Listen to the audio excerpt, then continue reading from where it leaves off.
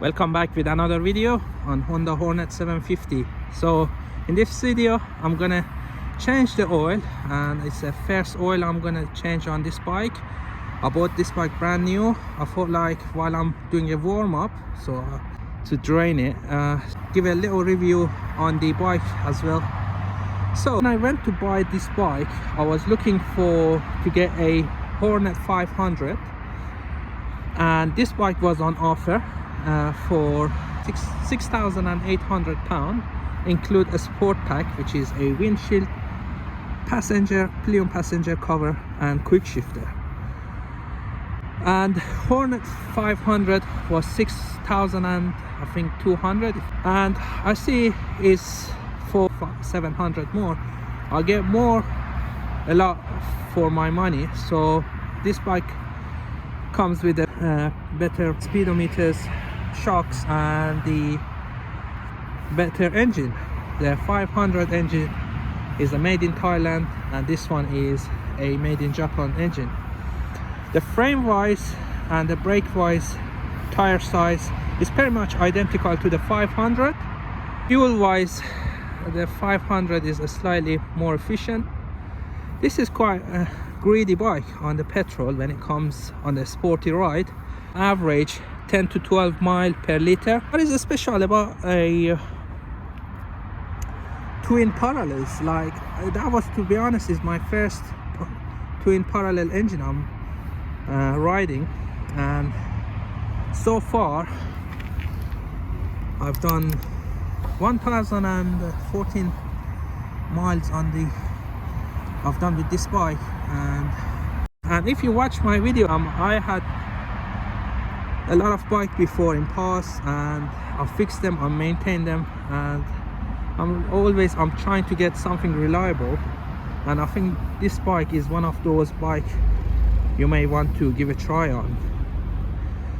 So the difference between inline 4 and the parallel twin is basically, usually with a single cylinder or twins, you get more torque out of these bikes, and with the inline 4 you have that top end, so they always go slightly fast, and they revs up more. But with this bike, if you riding a long distance, because I'm commuting all the way from Kent to central London every day, back and forth, and it's a very good bike. And the difference with this bike is, in the traffic you don't need to shift the gear down to get basically to move the bike. When I'm stuck in traffic, I'm on gear 4 or 3rd gear, and the bike is happy to rev. It has a ton of torque in there, and it's crazy the way it revs up. It's just like a string that pulled, and when you release it, it's ready to literally like fly off. I really like this bike. The only complaint, I would say, the seat is slightly on the hard side, but it's not a big deal. You're gonna get used to it if you ride it every day. But if I be a courier, I probably would consider to get a 500cc engine size. And the reason is, the fuel wise, I feel like it's not very efficient bike. As soon as the RPM goes over 4,000, 5,000, you're looking at 9 miles or 8 miles per liter. So it's quite it burns hell of a petrol to go on the sporty ride, basically. Also, when I came to buy this bike, I had the option to wait and get a 2025 model, but I didn't like the headlight on the new one, so for me that was a better looking bike. And in general, usually with the first generation bikes or cars, you get better quality in them. As it comes to the second generation, or they usually modify, they try to remove more weight and save more money, so they put less quality. So I feel like I'm gonna get with the this bike, and rather than the newer look. You know, I know a lot of people complaining about not having a inline 4 on such a bike. So from my point of view, with this type of engine, you probably have a less moving part, so the engine should last longer, is less friction in there, and yeah, it's very much I can share about this. But I would say before you buying this bike, you may want to give a test ride different size engine like Hornet 500 and CB650R. They are pretty much same bikes. I mean, all of them, they're good. They're a slightly different character, but for me, this is the bike. The display is very bright, and it's automatically can when it goes at the night time, it shifts to the black background, and when it's daytime, it's on the white background. But it can be set to be all the time on the white background or a black background. I prefer to leave it as an auto. Also, you get some notification time to time, something that you can set and easily by moving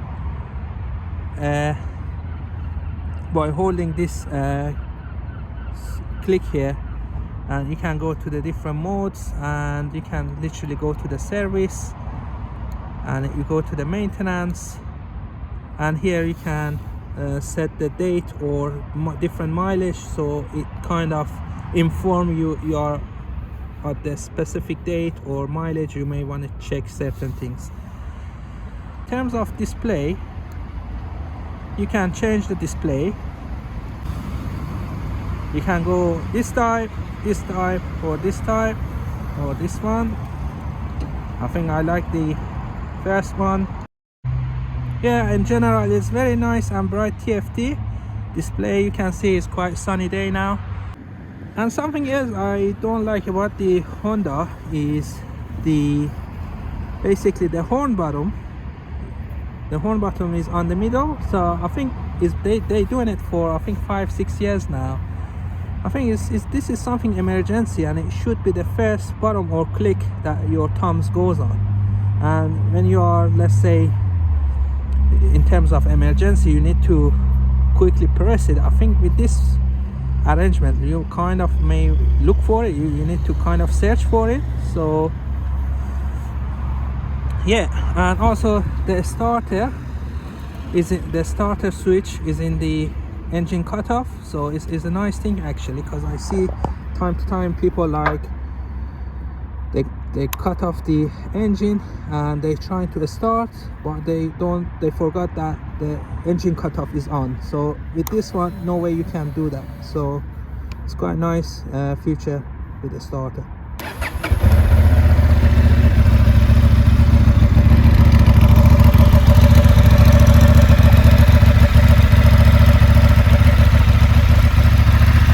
The stock exhaust, it sounds so nice, but it comes with a bike, and I really like the way it sounds.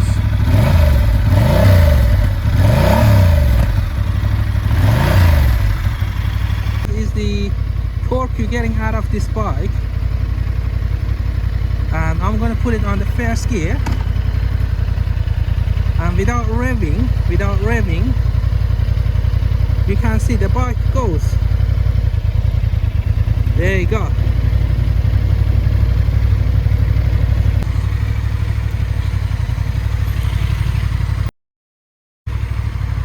And this is a slightly upper hill here. Let's see if the bike can pull it up.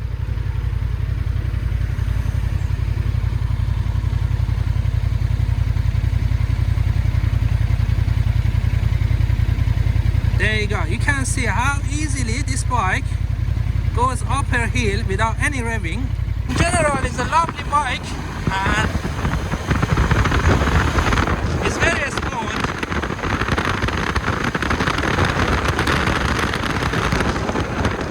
And I mean, it's very difficult to ride this bike was so exciting. Anytime I'm trying to be slow with this bike, I cannot really hold back.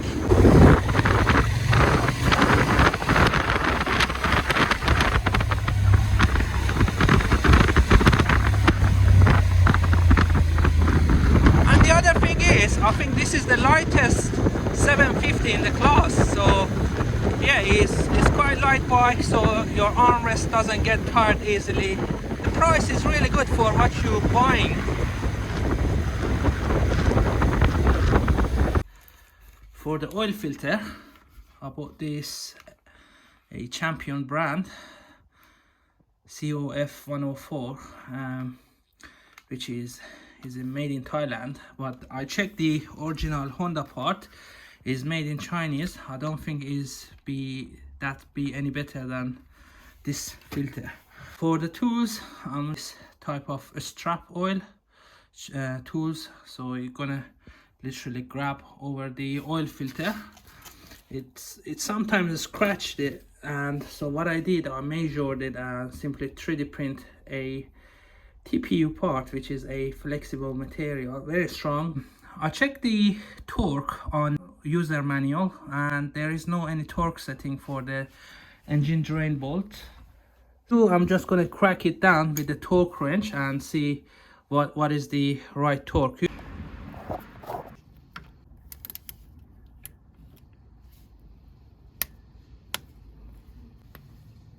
What I'm doing here, just want to try to find out what torque is being tightened up, so I put it at the same torque. So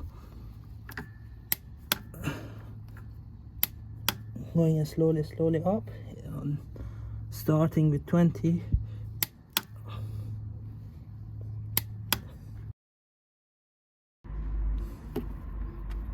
Oh wow.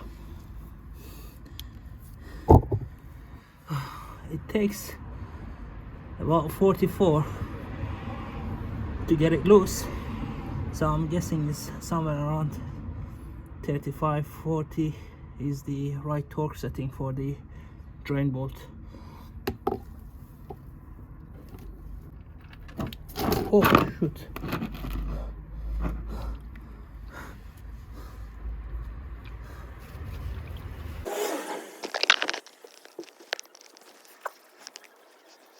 Right, to tight back the drain bolt, I'm just going by 40 Newton meters, should be good enough.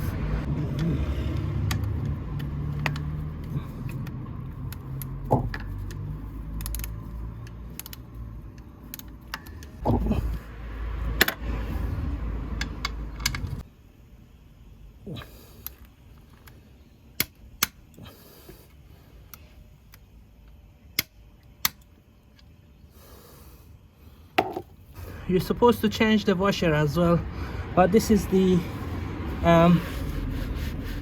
first time. I think I can use it a few times. Yeah, just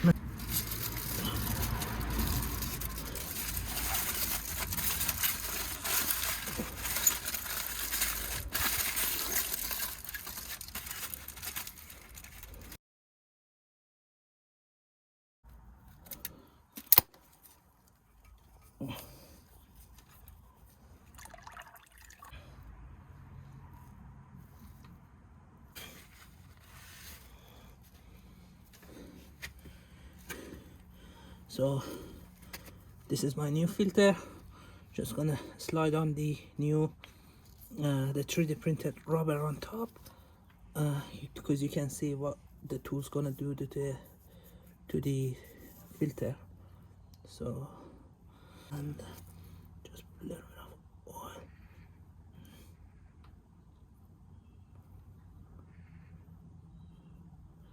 Make sure it nicely slide on.